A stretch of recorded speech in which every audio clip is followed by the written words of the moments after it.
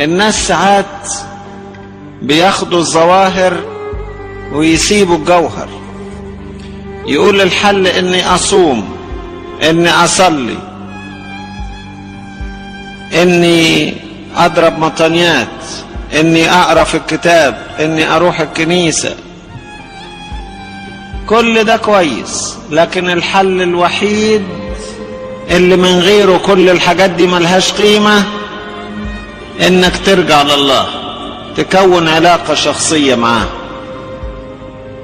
تكون محبة بينك وبينه.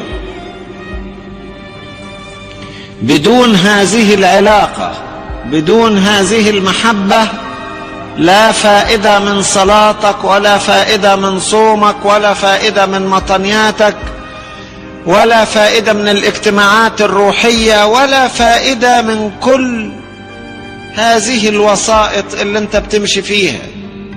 ما فيش غير ترجع لربنا.